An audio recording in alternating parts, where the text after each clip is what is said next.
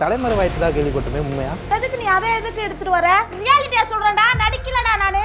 எவன்டா அவன் क्वेश्चन கொடுத்தது? வேற யாரு? நான் தான். டா முணுக்குன்னு இருந்துட்டு ஏன்டா? நான் ஆங்கர்க்கா, நான் தாங்க கேள்வி கேட்பேன். என்னடா ஆங்கர் வாங்கர்? தேவலாம் நானே இப்பதான் ரெக்கவர் ஆகி வெளியில வந்துட்டு உட்கார்ந்திருக்கேன். மன வச்சல அந்த நக்க போனீங்களா நீங்க? கேக்குறேன். இப்படியே கட்டியே சமாளிச்சிட்டு போயிடுவாங்க. இந்த மாதிரிலாம் பேசாத. எனக்கு கேள்வி மேல கேட்க கூடாது. எனக்கு நான் டென்ஷன் மயிர் ஆயிருவேன். கட் பண்ணுங்கடா எல்லாம் கேமரா. சரி விடுங்க. என்ன கேள்வி கேட்டுட்டு இருக்க? என்ன பார்த்தா உனக்கு என்ன இழுச்சு வாயிருக்கு? அரஞ்சு கண்ணங்கனம்ல பழுத்து பேரம்படுத்தாமா?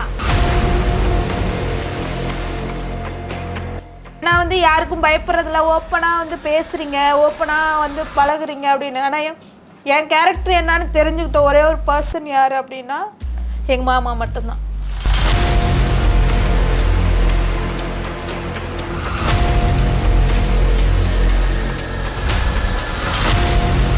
வணக்கம் மக்களே, welcome back to best Nikki channel. இன்றைக்கி நம்ம யார் இன்டர்வியூ எடுக்க போகிறோன்னா, இவங்களை இன்டர்வியூ எடுத்தால் கண்டிப்பாக வியூஸ் பிச்சுட்டு போகும் அப்படின்னு சொல்கிறாங்க. அதுக்கு உதாரணம் இந்த வீடியோ தான். வேணா நீங்களே 2 நாள் கழிச்சு பாருங்களேன் இந்த வீடியோட வியூஸ் எவ்வளோ போகுதுன்னு. ஸோ ஓகே, டைம் வேஸ்ட் பண்ணுவோன்னா நம்ம கெஸ்ட் இன்வைட் பண்ணிடலாம்.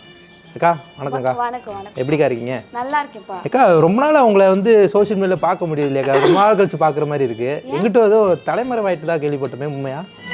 நான் என்னதுக்குப்பா தலைமுறை ஆகணும்? இல்லைக்கா, உங்கள் கூட்டாளிகள்லாம் இப்போ அரெஸ்ட் ஆயிருக்காங்க. நீங்கள் கூட்டாளி கிட்ட தம்பி, எனக்கு கூட்டாளி கிட்ட எனக்கு ஃப்ரெண்ட்ஷிப்பே கிடையாது. அந்த இஷ்யூவெல்லாம் இப்போதான் நான் மறந்து கிடக்கு. எதுக்கு நீ அதை எதுக்கு எடுத்துட்டு வர? அப்புறம் எதனாலக்கா அந்த பிரச்சனைக்குள்ள உங்களுடைய பேர் வந்துச்சு? அது வந்து நான் ஃபேமா இருக்கனால என்னோட பேர் போட்டால் எல்லாரும் பார்ப்பாங்க அப்படிங்கிறதுனால போகிற போக்கில் போட்டு விட்டு போயிட்டாங்க. ஸோ நான் இன்னொரு விஷயம் என்ன சொல்கிறேன்னா, அந்த இஷ்யூஸ் இப்போ தான் நான் திரும்பி வந்திருக்கேன். சரியா? திரும்பினா ரெக்கவரி ஆகி வந்திருக்கேன். அதனால நீங்கள் அந்த விஷயத்தை பற்றி பேச வேணாம்னு நான் நினைக்கிறேன். இல்லையா? 200 வீடியோஸ் கிட்ட இருக்குன்னு அப்படி சொன்னாங்கக்கா. எப்படி தம்பி இருறா டேய், என்னடா அந்த 200 வீடியோ 300 வீடியோ அதையே ஏன்டா கேக்குறீங்க? அக்கா அந்த வீடியோ பார்த்து ரசிச்சீங்களா இல்லையாக்கா? என்னடா வீடியோ இருக்கு? என்னடா நைட் வரைக்கும் இதான் ப்ரிப்பேர் பண்ணீங்களா? நான் ரியாலிட்டியா சொல்றேன்டா, நடிக்கலடா நானு. எவன்டா அவன் क्वेश्चन கொடுத்தது? வேற யாரு? நான் தான். ஏடா முணுக்குன்னு இருந்துட்டு ஏன்டா? நீங்க எடுத்துக்கிறதானக்கா வந்திருக்கு. நான் எடுக்கறேன். நீ பாத்தியாடா? நான் அதான்க்கா. நீங்க பாத்தீங்களா? நீ பாத்தியா? நான் நீ பாத்தியா? நான் அப்படி வீடியோ பார்க்க மாட்டேன். நீ பாத்தியா? பார்க்கலக்கா. நீ பார்க்கல. அப்புறம் என்ன தேவலாம ஒரு பொம்பளை பிள்ளை வந்து இங்க கொண்டாந்து இப்படியே கத்திட்டு எல்லாத்தையும் சமாளிச்சு ஓடலாம் பாத்தீங்க. நான் எதுக்குடா சமாளிக்கணும்? சும்மா வெட்டி பையனீங்களா கையில பிடிச்சிட்டு வரீங்க. என்னடா இவ்வளவு வச்சுட்டு கேட்கலாம் அப்படின்னு சொல்லிட்டு உங்களுக்கு தோன்ற மாதிரி நீங்க கேள்வி கேட்பீங்க. அதுக்கு நான் பதில் மாதிரி சொல்லணுமா? நான் ஆங்கர்க்கா, நான் தாங்க கேள்வி கேட்பேன். என்னடா ஆங்கர் வாங்கர்? நாளைக்கு நான் கூட தான் ஆங்கரா இருப்பேன், அவன் கூட தான் ஆங்கரா இருப்பேன். ஆங்கர்னா என்ன? கரெக்டான கேள்வி கேட்கணும். இந்த தப்பான இந்த சோசியல் மீடியால உலாவர புடிச்சிட்டு போனாங்கல்ல. ஆமாக்கா, புடிச்சிட்டு போனாங்க கூட்டாளி. ஏய் பச்சையா பேசி புறாடா. அப்ப நான் தம்பி ஒருத்தவங்கள பாசிட்டிவா ப்ரொஜெக்ட் பண்றதா இருந்தா எடுங்க, இல்லனா எடுக்காதீங்க. இப்ப நீ என்ன வந்து நல்லவா கெட்டவன் வந்து ப்ரொஜெக்ட் பண்ணி நீ என்ன பண்ண போற? வேற கேள்வி இல்ல. தேவலாம் நானே இப்பதான் ரெக்கவர் ஆகி வெளியில வந்துட்டு உட்கார்ந்திருக்கேன். மன வச்சல அந்த நக்க போனீங்களா நீங்க? கேக்குறேன். இப்படியே கட்டியே சமாளிச்சிட்டு போயிடுவாங்க. இல்லடா நான் மன உளைச்சல இருந்தேன். அப்ப வந்து கேட்கணும் தானே. ஏக்கா என்னக்கா ஓகேக்கா ஒண்ணு இல்லக்கா அப்படின்னு வந்து நீங்க வந்து என்ன வந்து மன உளைச்சல் ஆக்குவீங்களா? மன உளைச்சல இருந்து வெளியேற்றுறதுக்கான கேள்விக்கா மக்கள் கேட்க சொன்னீங்க பாருங்க. போடா மக்கள் என்னடா மக்களுக்கு தெரியும்டா. சும்மா இந்த பெஸ்ட் அண்ட் கியூ யூடியூப் சேனல்ல வந்து என்ன வந்து இந்த தேவையில்லாத கேள்வி எல்லாம் என்கிட்ட வந்து கேட்டுட்டு இருக்க கூடாது. ஆக்சுவலி எனக்கும் அதுக்கும் எந்த ஒரு சம்மந்தமே கிடையாது. அதத்தான் சொல்லிருங்க. இல்லடா அதத்தான் சொல்லி நக்குன்னு ஒவரமாயிரு வந்துருக்கு பாரு. நல்லா மூஞ்சில இவன் நல்லா தாண்டா செலக்ட் பண்ணி உட்கார வச்சிருக்கீங்க. என்ன ஒரு அழகா காமிங்கடா. ஆங்கரியா காட்டிட்டு உட்காந்து அழகா தாக்கா இருக்கீங்க. சாப்பிட்டீங்களாக்கா? தண்ணி குடுப்பா. தண்ணி எங்க போயிட்டு ஆஃப் ஃபுல்லாக்கா தண்ணிக்கு. சரி சாரி, குடிக்கிற தண்ணிப்பா குடுக்குறேன். இந்த வருது. சரி கோ ரைட்லா ரைட். உங்களுக்கு நல்லா பேசுற பையனை பிடிக்குமா இல்ல 80+ பேசுற பையனை பிடிக்குமா? எப்படி கேள்விக்கா சொல்லுங்க. என்ன பார்த்தா மட்டும் தான் இப்படி கேள்வி கேட்பீங்களா? உங்களை அப்படித்தானே பாக்குறாங்க. நான் வந்து நான் வந்து மெச்சூர் கேர்ள்ரா நானு. தெரியுங்க. எனக்கு ஆக்சுவலி டீசென்ட்டா இருக்க பையனை தான் பிடிக்கும். பசங்கன்னு எழுதி வச்சாலே பிடிக்கும். ஆம்பளையே பிடிக்காதுடா தம்பி. ஆமா, அக்காவுக்கு வந்து பசங்களை பிடிக்காது, உங்களுக்கு வந்து பொண்ணுங்க தான் பிடிக்கும்லக்கா. இந்த மாதிரிலாம் இந்த கேள்வியெல்லாம் கேட்டா கிழிச்சு போடு. இல்ல ரீசெண்டா உங்களை வானவில்லாம் சொல்லிட்டு இருந்தாங்கக்கா. சிரிக்காங்க. கன்றாதிய மலுப்பல் சிரிச்சு மலுப்புறீங்க. எல்லாத்தையும் எடுக்குறீங்களாடா? ஐயோ என்னடா தம்பி இந்த வானவில் கீனவில் அந்த மாதிரிலாம் எனக்கு இல்லக்கா. ரீசெண்டா உங்களுடைய க்ளோஸ் ஃப்ரெண்டு தான்க்கா சொல்லிருந்தாங்க நீங்க வந்து ஒரு வானவில். இல்ல தம்பி நான் சொல்றேன் கேளு. இந்த வானவில் இந்த ஐட்டம் இந்த அது என்னது ப்ளே பாய் இந்த மாதிரி கேட்டகரிஸ்லாம் எனக்கு ஆகாது, செட் ஆகாது. அது மட்டும் தான் உங்களுக்கு செட் எனக்கு தெரியாதுடா. தம்பி, இதை என்ன கொண்டு போய் என்ன நீ நல்லவளா கொண்டு போய் உங்க சேனல்ல சேர்க்க போறீங்களா இல்ல பச்சை கொண்டு போய் சேர்க்க போறீங்களா? அப்புறம் என்ன கேள்வி மாதிரி கேட்டுட்டு இருக்கீங்க? அப்புறம் இந்த மாதிரிலாம் பேசாத, எனக்கு கேள்வி முதல்ல கேட்க கூடாது, எனக்கு நான் டென்ஷன் மயிர் ஆயிருவேன். கட் பண்ணுங்கடா எல்லாம் கேமரா. சரி விடுங்க, பொம்பளை பிள்ளைய பிடிக்குமான்னு தான் கேட்டேன். நானே 2 புள்ள பெத்தவன், பொம்பளை பிள்ளை பிடிக்குமா பையல பிடிக்குமா? நான் என்னடா என்ன கேள்வி கேட்டுட்டு இருக்க? என்ன பார்த்தா உனக்கு என்ன இழுச்சு வாய் இருக்கு? ஆரம்பிச்சு கண்ணங்கனம்லாம் பழுத்து பேரும் பழுத்தாமா தேவலாம என்ன ரொம்ப எமோஷனல் இது பண்ணிட்டு இருந்தீனா? என்ன கேள்வி மாதிரி கேக்குறீங்க? என்ன உங்களுக்கு இதை விட்டா தெரியாதா? அவன் இஷ்டம், வானவில்னா வானவில் மாதிரி இருக்க போறானுங்க, பசங்க பொண்ணுங்கன்னா பொண்ணுங்க மாதிரி இருக்க போறாங்க, பொண்ணு ஆணுனா அவங்க மாதிரி இருக்க போறானுங்க. அதுக்கு நீ என்ன என்னைய வந்து கேள்வி கேக்குற? என்னகிட்ட என்னத்துக்கு அந்த क्वेश्चन கேக்குறேன்? எனக்கு அந்த ஜெனரேஷன் அந்த கேட்டகரிஸ் பத்தி எனக்கு ஒரு மயிருமே எனக்கு தெரியாது. எனக்கு உங்களோட ஃபேன்ஸ் எல்லாம் ரொம்ப நாளா நீங்க உங்களுடைய ஃபேன்ஸ் எல்லாம் ஜென்ஸ் அண்ட் பாய்ஸ் அப்படிதான் கேட்டகரிஸ் இருக்காங்க எல்லா பேரும். சரிக்கா, நீங்களே சொல்லிட்டீங்க. சரிக்கா, அப்படி உங்களுடைய ஃபேன்ஸ் வந்து எந்த வயசு வயசுக்காரங்களும் என்ன பாப்பாங்க, எல்லா குழந்தைங்கள்ல இருந்து பெரியவங்க வரைக்குமே எல்லா பேருமே என்னுடைய டான்ஸ் பர்ஃபார்மன்ஸ் எல்லாத்தையுமே பார்த்து தான் நான் இவ்வளோ ஃபாலோவர்ஸுக்கு ஒரு ஆளா இருக்கேன். நான் முதல்ல எல்லா யூடியூப் சேனல்காரனும் முதல்ல இதை தெரிஞ்சுக்கோங்க தயவு செய்து. யாரு வந்து எந்த யூடியூப் சேனல்காரங்க பேட்டி எடுத்தாலும் ஏதாவது அது வல்காரிசமா, அதுல ஒண்ணு என்ன எடுத்த ஒரு வல்காரிசமா எதனால அப்படி எடுக்கறாங்கன்னு யோசிச்சீங்களா? ஒரு 18+ ஏதாவது ஒண்ணு நுழைச்சு விட்டுறீங்க, அதுதான் எனக்கு பிடிக்கும். இல்லக்கா, உங்ககிட்ட அப்படி கேள்வி கேட்கணும்ன்ற எப்படி அவங்களுக்கு சிந்தனை வருதுன்றது நீங்க ஒரு நாளாச்சு வச்சிருக்கீங்களா? அப்ப பண்ண விளைவுகள் இப்ப கேக்குது.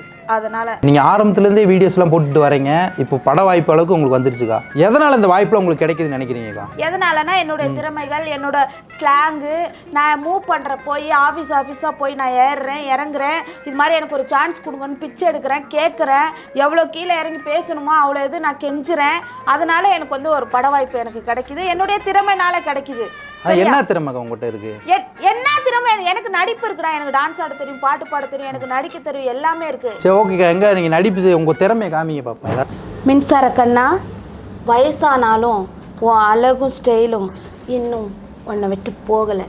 யா யா யா யா கூடயே பிறந்தது, என்னைக்கும் போகாது. கண்ணாடி எங்கடா? கிறுக்கு எங்கடா கண்ணாடி? அக்கா வந்திருக்கேன்டா. அக்கா வந்திருக்கேன்டா. எல்லாரும் என்னடா பண்றீங்க? இதுதான் மிமிக்ரி பண்ணிருக்காங்க. அதுக்கு எவனாவது தில்லு இருந்தா என் கூட ஆடுறதுக்கு எவனா ரெடி? வாடா வாடா. சிங்கம் கலை இறங்கிருச்சு. மன்மதராசா மன்மதராசா கண்ணி மனச கொஞ்சாத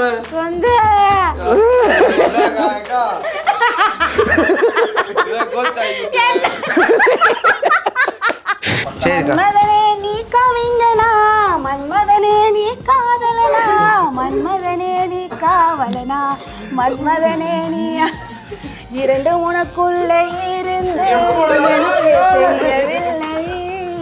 மாமாவுக்கு ஒரு சுத்தி வந்து டான்ஸ்.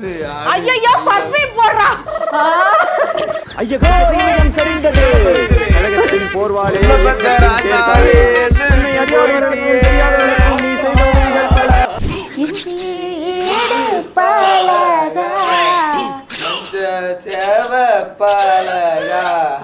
உனிய பத்தாண்டுல பார்த்தேன் நானு.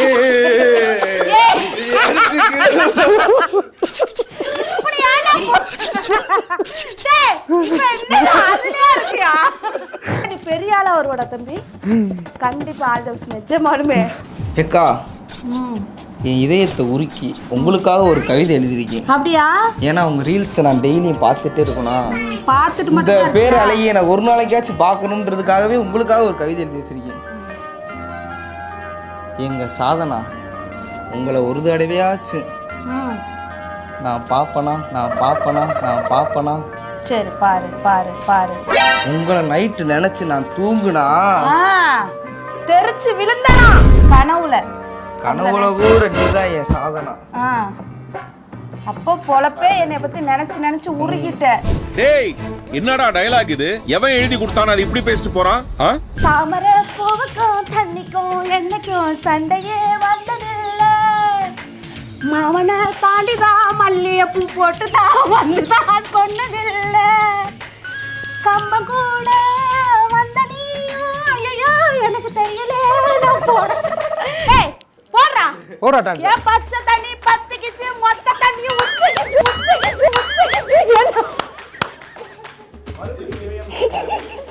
Oh my God. ஒரே சாட்டு ஹெட்செட்.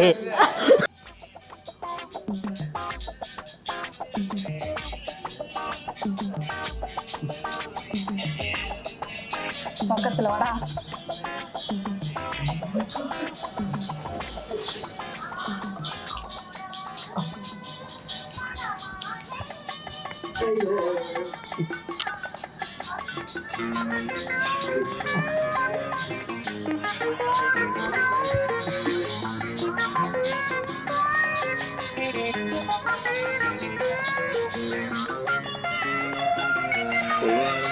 அக்கா இன்னி வரைக்கும் அப்படியே காலகாலம் ஜாலியாக சிரிச்சு தரமாக வீடியோலாம் பண்ணிட்டு இருந்தீங்க. இப்படி பார்க்குற சாதனா வந்து ரொம்ப அழகாக இருக்காங்க. இப்படியே வீடியோ கண்டினியூ பண்ணலாம்லக்கா, வீடியோ போடலாம்ல? கண்டிப்பாப்பா. நான் வந்து லைஃப்ல எவ்வளவோ நான் ஜெயிச்சதெல்லாம் கிடையாது. எப்போதுமே நான் தோத்துக்கிட்டே தான் இருக்கேன் அப்படிங்கிறது என் மனசுக்குள்ள தோணிகிட்டே இருக்கு. நான் லைஃப்ல எப்படியாவது ஜெயிக்கணும் அப்படிங்கிற ஒரு இதில் தான் நான் போயிட்டுருக்கேன். ரொம்ப கஷ்டமாக இருக்குப்பா. நிறைய இந்த சோஷியல் மீடியாவில் வர்றதெல்லாமே ரொம்ப கஷ்டம். சினிமாவில் போய் நம்ம ஆக்ட் பண்ணுறதெல்லாம் மிகப்பெரிய கஷ்டம். யாருக்காவது ஒருத்தவங்களுக்கு தான் அந்த மாதிரி வந்து சான்சஸ்லாம் கிடைக்கும். நான் வந்து என்னுடைய முயற்சியை வந்து நான் வீணாக்காமல் நான் முயற்சி பண்ணிக்கிட்டே இருக்கேன். அதுக்காக தான் எத்தனை கெட்ட பேர் வந்தாலும் நல்ல பேர் வந்தாலும் இதை விட்டு நம்ம போகக்கூடாது, நம்ம மனம் தளர்ந்துடக்கூடாது அப்படிங்கிற ஒரு எய்மில் நான் வந்து ரொம்ப கஷ்டப்பட்டு வந்துட்டுருக்கேன்ப்பா. இப்போ ஒவ்வொரு தடவையும் சோசியல் மீடியா எடுத்துக்கிட்டப்போ ஏதாவது பிரச்சனைல உங்கள் பேர் அதில் அடிபடுத்திக்கிறதுக்கா? அதுக்கு பின்னாடி உங்களுடைய பாதிப்பு எந்த அளவுக்கு இருக்குது? உங்கள் ஃபேமிலியில் எல்லாரும் என்ன நினைப்பாங்க? இது கண்டிப்பாக பாதிப்புங்கிறது 100% நிற்கிது. அது என்னன்னு தெரியல. அடுத்தவங்க வந்து தப்பு பண்ணாங்களாலுமே, அடுத்தவங்க ஏதாவது கிரிமினலிஸ்டாக ஏதாவது பண்ணாலுமே என்னுடைய ஃபோட்டோ, என்னுடைய நேமு இந்த மாதிரிலாம் போட்டு ப்ரொஜெக்ட் பண்ணிடுறதுனால எனக்கு வந்து நான் செய்யாத ஒரு தப்பை நான் செஞ்சேங்கிற ஒரு இது. ஏன்னா வந்து நம்ம ஊர் கிராமம் அதெல்லாம் வந்து எது சொன்னாலும் நம்புகிறாங்க. இப்போ வந்து ஒரு படமாக இருக்கட்டும், சோஷியல் மீடியா இருக்கட்டும், மற்றவன் அவன் வளர்ந்தவன் சொன்னால் எல்லாரும் கேட்டுக்கிறாங்களே, ஆஹா இது உண்மைடா அப்படின்னு சொல்லிட்டு. இப்போ சோஷியல் மீடியாவில் இந்த மாதிரி தவறான பேர்லாம் வருது உங்களுக்கு. இப்போ இதுலேருந்து நீங்கள் சினிமாக்குள்ளே போகிறீங்களே, சினிமாக்குள்ளே போகிறப்ப அவங்க உங்களை வரவேற்கிற விதம் எப்படி இருக்கு? Very good. அது வந்து எப்படி சொல்கிறது, நான் பார்த்த சினிமாவெலாம் ரொம்ப சினிமாலாம் வந்து மோசங்கிறாங்க. சினிமாலாம் மோசம்லாம் கிடையாது. நான் செலக்ட் பண்ணுற படம் அப்படி, நான் போகிற இடம் அப்படி. அதனால் அவங்க ரொம்ப மரியாதைக்குரியாக தான் நடத்துகிறாங்க. ரொம்ப மரியாதை நிமித்தமாக தான் அவங்களாம் இருக்காங்க. சினிமானா அவங்களோட வேலை. ஏன்னா அவங்கவுங்களுக்குன்னு நம்ம ஜெயிக்கணும் வெறி இருக்கப்போ வந்து கெட்டதாக வந்து அவங்க மனசில் எதுவுமே இல்லை நான் பார்த்த வரைக்கும். ஏன்னா ஆஹா இந்த படத்தை எடுத்தால் நம்ம ஜெயிக்கணும்டா அப்படின்னு அவங்களுக்குள்ள ஒரு வெறி இருக்குல்ல. அதனால் வேறு தாட்டு யாருக்குமே இல்லை. நான் பார்த்த வரைக்கும் வேறு தாட்டு, கேமராமேனாக இருக்கட்டும், டைரக்டராக இருக்கட்டும், அசிஸ்டண்ட்டாக இருக்கட்டும், ப்ரொடியூசராக இருக்கட்டும், யாராக இருக்கட்டும், நான் பார்த்த வரைக்கும் அவங்க அந்த இதில் ஜெயிக்கணும் அப்படிங்கிற ஒரு எய்மோடு தான் இருக்காங்க. மற்றபடி பேட் ஹேபிட்டு நான் பார்த்ததில்லை. அவ்வளோதான். லோ பட்ஜெட் படம் வந்து நான் வந்து நடிச்சிட்டேன். ஸோ 2 ப்ராஜெக்ட் பெரிய பட்ஜெட்டில் நடிச்சிருக்கேன். எனக்கு இதே மாதிரி பெரிய ப்ராஜெக்டில் வந்து நான் நிறைய படங்கள் நான் நடிக்கணும் அப்படிங்கிற என்னுடைய ஆசை. அது வாழ்த்துக்களுக்கு கண்டிப்பாக கிடைக்குங்க. இப்போ உங்களுக்கு பேட் கமெண்ட்ஸ்லாம் வருது, ஒரு நேம்லாம் தப்பாக போகுதுங்க. இதுக்கு பின்னாடி உங்களுக்கு குழந்தை 2 பெண்கள் இருக்காங்களே, ஆமாம். இப்போ உங்களுக்கு வர பேரை வச்சு அவங்களுக்கு எது பாதிப்பு உண்டாயிருக்கு? அந்த மாதிரி சூழ்நிலைக்கு போயிருக்காங்களா? அறுத்து கிழிச்சுப்படுவேன் நான். அவன் வாழ்க்கையில் வர்றது அவன் விஷயத்த அவன் மட்டும்தான் கிளியர் பண்ணணும். அந்த சாப்டர் நமக்குள்ளேயே தான் வச்சுக்கணும். இங்கிட்டு நம்ம ஃபேமிலிக்குள்ளே வந்து நம்ம ட்ராக் பண்ணக்கூடாது. ஸோ இன்றைக்கி வரைக்குமே எனக்கு வர பிரச்சனைகளை நான் மட்டும்தான் தனியாக நின்று டீல் பண்ணுறேன். எங்கள் வீட்டுக்காரு கூட கொண்டு போனது இல்லை. ஏன்னா அவர் ஒரு சின்ன விஷயமா இருந்தாலும் அவரால் வந்து தாங்கிக்க முடியாது. அவர் ரொம்ப ரொம்ப ரொம்ப ரொம்ப நல்ல பர்சன்ப்பா, ரொம்ப நல்ல பர்சன் அவர். நான் என்ன சொல்கிறது, உடம்பே முடியலனாலும் நான் ஒரு நிமிஷம் நான் வந்து கொஞ்சம் சோடையாக இருக்கேன், ரொம்ப மனம் தளர்ந்து இருக்கேன், அவருக்கு தெரியும். ஏன்னா அவரும் மொபைல் வச்சுருக்காரு. அப்படிங்கிற பட்சத்தில் வந்து பார்த்திங்கன்னா அவர் பார்ப்பார். பார்த்துட்டு இதனால் இவர் ரொம்ப இதாக ஆயிடுவாளே அப்படிங்கிற ஒரு தாட் அவருக்குள்ளே இருக்கும். ஆனால் என்கிட்ட வந்து பேச மாட்டார். அவர் அந்த விஷயத்தை பற்றி என்னன்னு கேட்கவும் மாட்டார், எதுவும் பண்ண மாட்டார். பார்ப்பார், போயிடுவார். ஏன்னா கேட்க போனால் நான் எதாவது சொல்லுவேன், அதான் வரும். என் மனசு என்ன, நான் என்ன கேரக்டரில் இருக்கேன், நான் எந்த இதில் இருக்கேன் அப்படின்னு அவருக்கு வந்து தெரிஞ்சிடும். என்னை புரிஞ்சுக்கிட்ட ஒரே ஒரு ஆள் யாருன்னா எங்கள் மாமா மட்டும்தான். ஏன்னா எனக்கு அவரை மட்டும்தான் பிடிக்கும். வாழ்க்கையில் நீங்கள் கூட ஆரம்பத்தில் வந்து எவ்வளவோ நீங்கள் வந்து என்னை வந்து அப்படி இப்படி அந்த மாதிரி இந்த மாதிரிலாம் நீங்கள் பேசுங்க, சரி சின்ன பசங்க அப்படின்னு சொல்லிட்டு நான் வந்து அட்ஜஸ்ட் பண்ணிட்டு நான் போகிறேன். இப்போ இருக்க இல்லை தம்பி, இப்போ இருக்க ஜென்ரேஷன் அப்படி. ஏன்னா வந்து யாருக்கும் பயப்படுறதில்ல, ஓப்பனாக வந்து பேசுகிறீங்க, ஓப்பனாக வந்து பழகுறீங்க அப்படின்னு. ஆனால் என் கேரக்டர் என்னன்னு தெரிஞ்சுக்கிட்ட ஒரே ஒரு பர்சன் யார் அப்படின்னா எங்கள் மாமா மட்டும்தான். நான் இருக்க வரைக்கும் கஷ்டங்கள் ஃபுல்லாமே நான் எடுத்துக்கணும், சந்தோஷத்தை ஃபுல்லாமே ஃபேமிலிகிட்ட கொடுத்துடணும். இதுதான் என்னுடைய மைண்டு, இதுதான் என்னுடைய லட்சியம். அதனால் நான் ஜெயிக்கிற வரைக்கும் போராடுவேன்.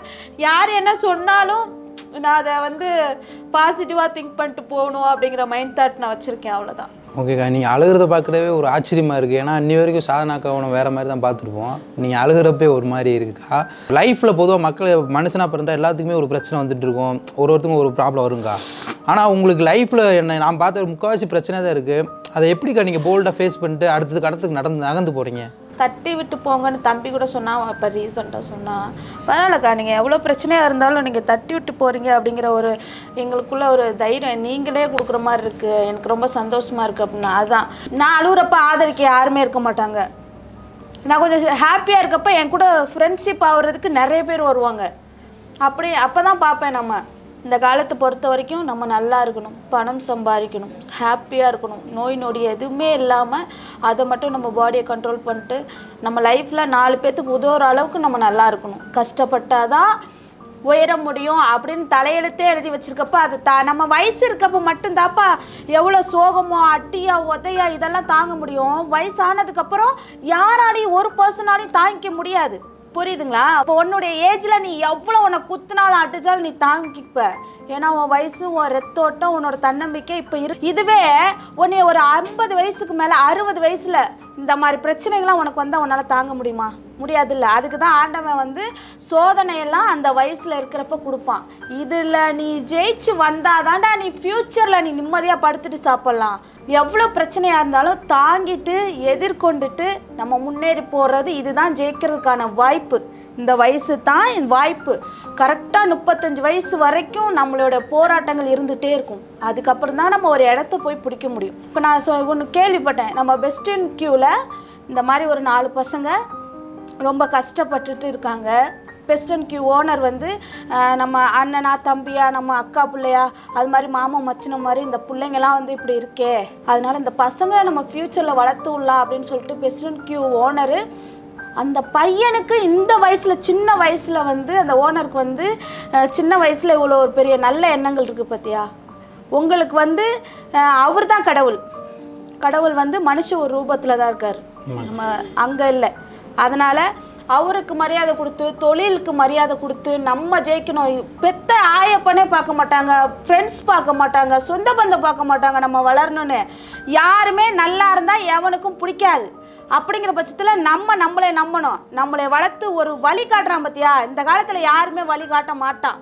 அந்த வழி காட்டுறவன் மட்டும்தான் நமக்கு தெய்வம் மாதிரி. அதனால் மனசில் வச்சுட்டு நீங்கள் வந்து பயன்படுத்திட்டு நீங்கள் போனீங்கன்னா ஆளுக்கு ஒரு அவன் தகுதிக்கு ஏற்றாப்புல ஒரு லெவலில் நீங்கள் இருக்கலாம்.